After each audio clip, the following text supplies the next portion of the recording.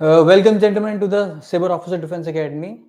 Free lecture series चल रही है आपकी एमपीएसआई की, जिसमें से अगला टॉपिक है आपका अर्थक्वेक, जिसमें हमने आंतरिक संरचना को उससे पहले देख लिया है।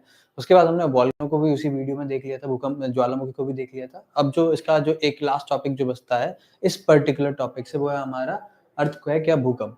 ठीक है, भूकंप को हम समझने का प्रयास करते हैं। तो भूकंप आखिर में है क्या? पहली चीज तो भूकंप को जानने के लिए जरूरी है कि भूकंप एक सिर्फ तरंग है। क्या है?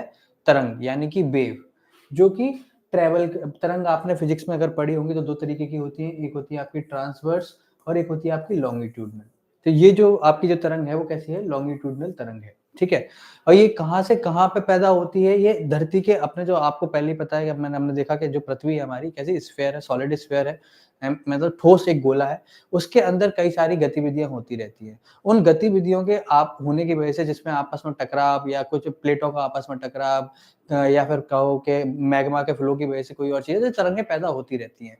अगर ये तरंगें जो धरती के अंदर यानी कि समावेश में जो पैदा हो रही हैं, अगर वो निकल के जब कहाँ पे पहुँच जाएँ? सरफेस पे, यानी कि आपके मेन ऊपर पे आ जाए, बिल्कुल सरफेस पे आ जाए, तो उसको हम बोलते हैं क्या? भूपर पट्टी पे आ जाए तो उसको हम बोलते हैं भूकंप। क्या बोलते हैं? भूकंप। भूकंप पृथ्वी की ऊपर पट्टी पे अचानक ऊर्जा में मुक्ति, जो कि भूकंपीय तरंगों का कारण बनती है। ठीक है, तो जो वेव्स हैं वो जो तरंग है उनकी ऊर्जा किस पे आ जाए? ऊपर पट्टी पे, सरफेस पे, क्रस्ट पे आ जाए, then it is known as earthquake, या तब उसे क्या कहा जाता है? भूकंप कहा जाता है।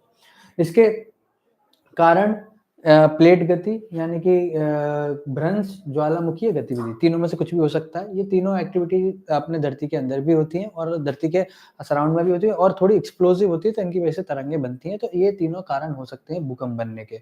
इंग्लिश में देखें तो an earthquake is a sudden release of energy in the earth's crust that causes the seismic wave. Seismic word उसके लिए किसके लिए यूज होता है? सीस्मिक हमेशा वेव वर्ड जो होता है, जब भी धरती के अंदर कोई भी चीज एक्टिविटी होती है तो उसको हम सीस्मिक एक्टिविटीज या सीस्मिक गतिविधि बोलते हैं। ठीक है, इसका कारण मेन तो क्या है? अर्थक्वेक का मेन कारण प्लेट मूवमेंट। मैंने बताया, अंदर जो धरती के में अपर मेंटल में जो प्लेट्स है उनमें जो मूवमेंट है, उनमें गतिविधि होती है, तो वो फॉल्टिंग, उन्हीं ऊपर वाली प्लेट में अगर कुछ भ्रंश करके चीजें आती है वो, और दूसरा वॉल्केनिक एक्टिविटी। ठीक है, भूकंप, ज्वालामुखी गतिविधि है। इसके कुछ हिस्से होते हैं, जैसे कि इसका पहला सबसे इंपॉर्टेंट हिस्सा होता है इसका फोकस या हाइपोसेंटर। ये क्या होता है? मान लीजिए कि ये अपनी पृथ्वी है, और पृथ्वी में यहाँ कहीं प्लेट टकराई, यहाँ कहीं प्लेट टकराई, तो ये यहाँ से वो तरंग बनना शुरू होंगे। वो तरंग फिर कहाँ जाएंगे, किस दिशा में जाएंगी, वो अलग चीज है, लेकिन यहाँ से तो तरंग बनना शुरू होगी। तो जब यहाँ से वो तरंगें निकलना शुरू होंगी, तो ये जो क्षेत्र, ये जो एरिया बनेगा, इस सेंटर को, जहाँ पे ये टकराव हुआ है, जहाँ पे ये गतिविधि हुई है, उसको बोलेंगे हम क्या? हाइपोसेंटर। इंग्लिश में, हिंदी में बोलेंगे क्या? केंद्र। और दूसरा इसको फोकस भी इसी को कहा जाता है। ठीक है, सिस्मिक फोकस। तो ये वो पॉइंट है, भूमिगत बिंदु जहां भूकंप उत्पन्न होता है, उसी को अपन क्या बोलते हैं? हाइपोसेंटर या फिर केंद्र कहते हैं। उसके बाद आता है एपिसेंटर, यानी कि अधिकेंद्र।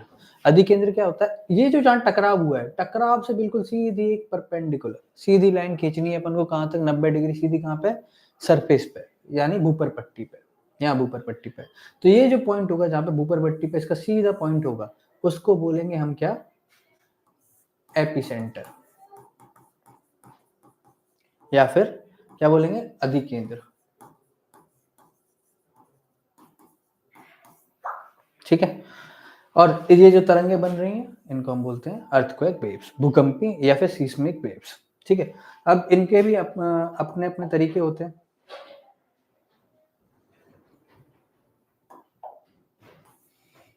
तरंगे भी अब तीन प्रकार की होती हैं। तरंगे बेसिकली तीन प्रकार की देखने को मिलती हैं हमें। कौन कौन सी तरंगे जो होती हैं? तीन टाइप की होती है। पहली होती है आपकी पी वेव, यानी कि प्राथमिक तरंग, इन्हें प्राइमरी वेव के नाम से भी जानते हैं। कौन सी? प्राथमिक तरंग, प्राइमरी वेव। ये इसकी खासियत क्या है कि ये सॉलिड और लिक्विड दोनों में क्या कर सकती है? ट्रेवल कर सकती है। जैसे कि तुम्हें पता है धरती के अंदर क्या है हमारे? धरती के अंदर हमारे क्या है, धरती के अंदर दोनों चीज़ें हैं, सॉलिड भी है, लिक्विड, लिक्विड में क्या है, मैग्मा। तो यानी कि ये पूरी धरती में ट्रैवल कर सकती है, पूरी धरती में घूम सकती है। तो अगर अगर ये सब जगह घूम सकती है तो सबसे तेज़ भी सबसे तेज़ पहुँचेगी। अगर इसको रुकावट होती तो लेट पहुँचती, लेकिन जब रुकावट कहीं है ही नहीं, तो ये सब जगह घूमती, तो ये सबसे तेज़ भी यही होती है, ठीक है? और इसके गति की दिशा जो होती है वो कंप्रेशन, वो क्या होती है, पुश और पुल। इसमें जो होता है कि आपको ऐसे अंदर की तरफ और बाहर की तरफ जाती हुई वेव्स दिखाई देंगी, ठीक है? और ये आराम से ईज़िली चारों तरफ ट्रैवल कर लेती है, तो इसका ज़्यादा नुकसान होता नहीं है, ये पूरी धरती में फैल जाती है, जिसकी वजह से इससे कोई ज़्यादा नुकसान हमें देखने को नहीं मिलता। लेकिन दूसरी आती है जिसका नाम है सेकेंडरी वेव, क्या कहते हैं? द्वितीय तरंग। ये जो तरंग है, ये थोड़ी-सी कैसी है, अपरूपण है और ये बगल में पैदा होती है और ये मात्र किसमें घूम सकती है, सॉलिड में, ठोस में। अगर ये ठोस में घूमेगी तो तुम्हें पता है कि नीचे प्लेट के नीचे तो क्या है, लिक्विड है, तो ये नीचे तो नहीं जा पाएगी। ये मैग्मा है वो कैसा है, लिक्विड है। तो अगर ये नीचे नहीं पहुँच पा रही तो ये ऊपर की तरफ आएगी और ऊपर की तरफ आएगी तो कहाँ तक पहुँच जाएगी, ये सरफेस तक।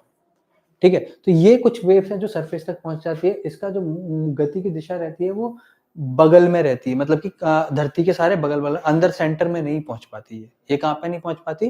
सेंटर में नहीं पहुँच पाती। फिर इसी के यही जो तरंग है, अगर कहाँ पे पहुँच जाए, अपने कहाँ पे पहुँच जाए? ऊपर पट्टी पे, यानी कि सरफेस पे, यानी कि सतह पे। अगर ये सतह पे पहुँच जाती है तो इसका नाम क्या हो जाता है? Surface wave. क्या हो जाता है? सरफेस वेव या सतही तरंग। और ये सरफेस वेव को हम एल से डिनोट करते हैं, जैसे कि इसको बोल रहे हैं पी वेव, इसको बोल रहे हैं एस वेव और इसको बोलते हैं एल वेव। सतही वेव को हम किस नाम से डालते हैं? एल वेव से। ये सबसे धीमी होती है और ये बहुत ऐसे घुमाव में निकलती है और ये अर्थ के सरफेस पे पहुँचती है और यही सबसे क्या होती है? घातक भी होती है। यही कारण बनती है सारे डिस्ट्रक्शन का, जितना भी विध्वंस जो मचाती है वो एल वेव ही मचाती है, यानी कि सतही वेव, सतही तरंग। ठीक है? तो उसके अलावा जो भारत में जो भूकंप के मुख्य ज़ोन हैं, जो पूछे जा सकते हैं अपने प्रश्न में, वो कौन-कौन से हैं? कश्मीर है, ज़ोन 5 जिसे बोलते हैं, जो सबसे अति उच्च, सबसे ऊँची श्रेणी में जो माना जाता है, जहाँ पे सबसे ज़्यादा भूकंप आने के कारण बन सकते हैं, वो है कश्मीर है, पश्चिमी मध्य हिमालय, पूर्वोत्तर है।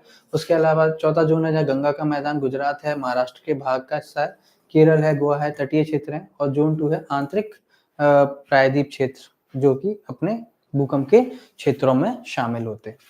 ठीक है? इसके अलावा अगर तरंगों में कोई भी डाउट हो तो आप कमेंट कर सकते हैं। मैं तरंगों को फिर अगर आपको डिटेल में समझना है तो आप मेन चैनल पे वीडियो डली हुई है अर्थक्वेक की, वो देख लेना। उसमें आपको तरंगों को और क्लीन एंड कट शार्पली समझ में आ जाएगा कि आखिर होता क्या है। ये जो है आपके एमपीएसआई के अकॉर्डिंग है, जितना ज़रूरी है वो यही है। आगे देखें।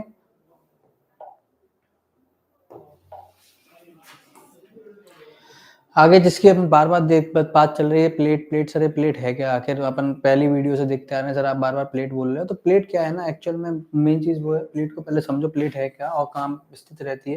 अब हम प्लेट के बारे में ही जानने वाले हैं। तो प्लेट जो है, मान लीजिए कि ये आपकी पृथ्वी है, उसके बीच में आपका ये क्रोड है, कौन सा? अंदरूनी क्रोड। उसके बाद आपका आता है बाहरी क्रोड। उसके बाद है आपका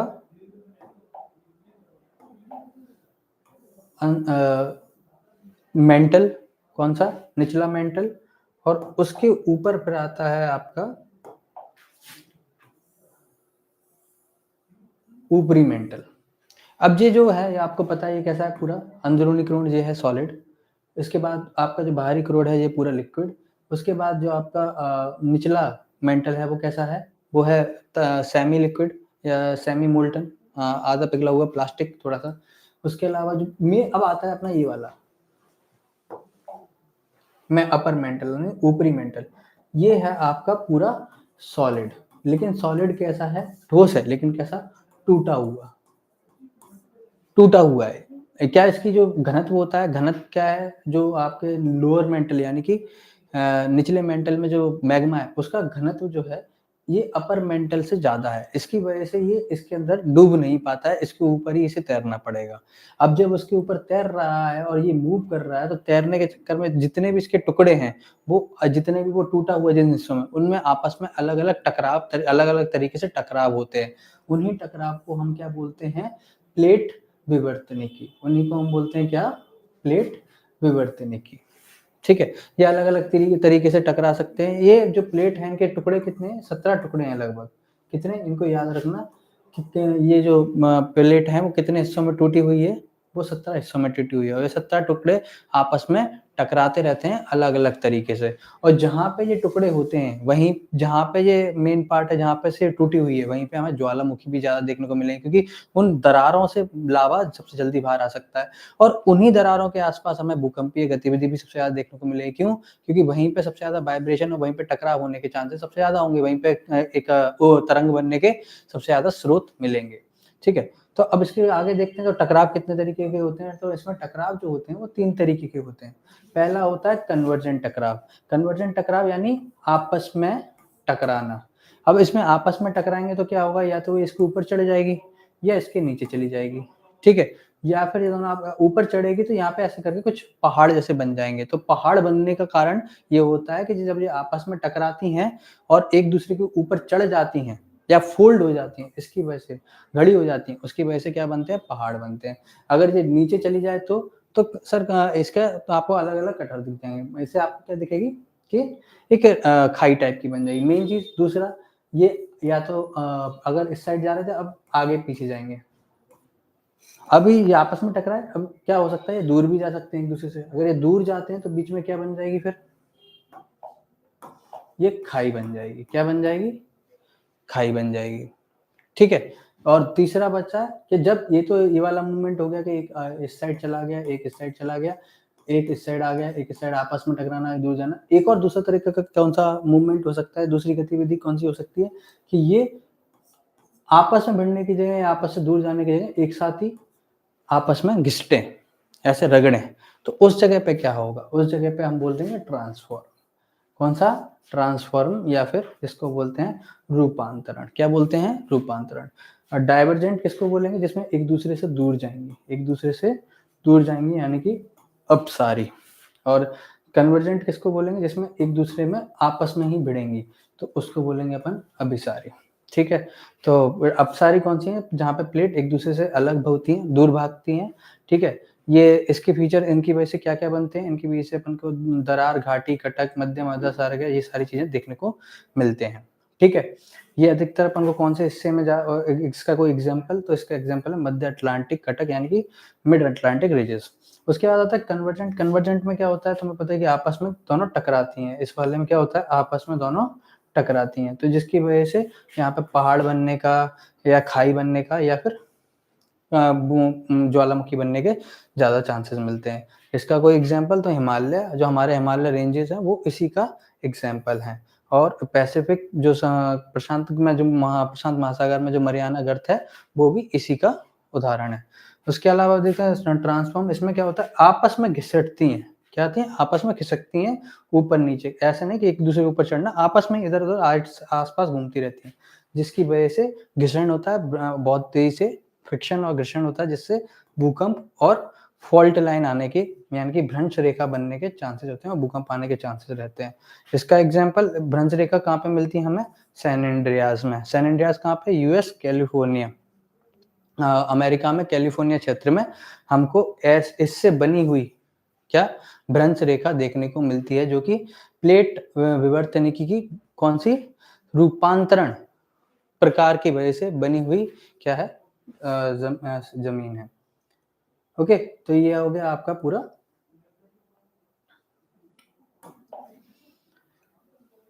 प्लेट विवर्तनिकी। अब इससे रिगार्डिंग कुछ क्वेश्चन मिल सकते हैं, जैसे कि पृथ्वी की सबसे पहले पतली परत कौन सी है, तो सबसे पता है जीरो से अपन ने देखा 70 किलोमीटर कौन सी है, क्रस्ट, भूपर पट्टी।